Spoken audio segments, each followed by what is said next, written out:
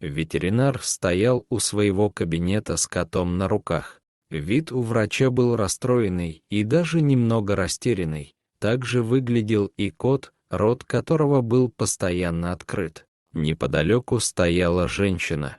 Лена поинтересовалась у врача, что случилось, и оказалась еще одним участником этой истории. Женщина оказалась владелицей кота, которого она принесла в клинику на усыпление.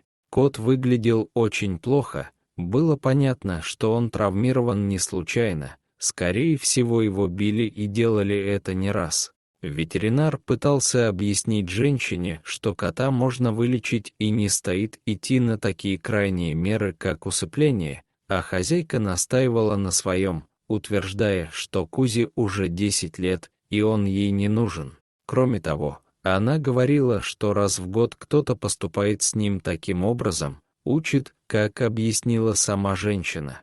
Лена засняла кота на видео и отправила его мне, сказав, что для решения есть лишь несколько минут. Я сразу понял, что кота надо спасать, и не только от смертельного укола, но и от нерадивой хозяйки.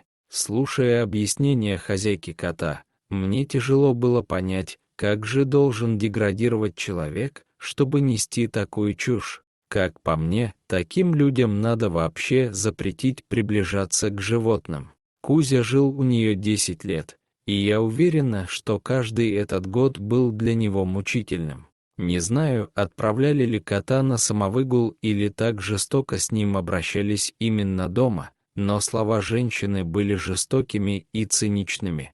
Они позволяли предположить, что кот никогда не знал, что такое хорошее обращение, забота или лечение.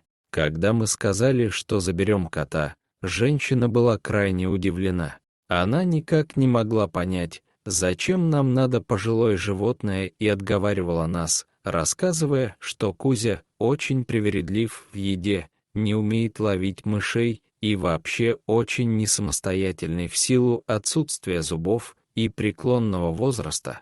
Все это время Кузя лежал на руках у волонтера, слизывая паштет с его пальца, поскольку зубов для того, чтобы жевать, у кота не было. До последнего женщина пыталась убедить нас, что все, что можно сделать, это усыпить кота. При этом она полностью игнорировала выводы ветеринара и наши доводы. Когда нам удалось убедить ее отдать Кузю, женщина потребовала наши номера телефонов и угрожала, что будет нам звонить и требовать отчеты о том, как поживает кот. Мы дали ей свои номера и взяли ее. Он тут же отправился в черный список. В клинике женщина написала отказ от Кузи, сразу сказав, что не намерена оплачивать осмотр, проведенный ветеринаром ранее. Эта история очень печальна, ведь становится ясно, что все 10 лет жизни кота ему было непросто, а в конце пришлось еще и 4 дня лежать на кровати, без еды,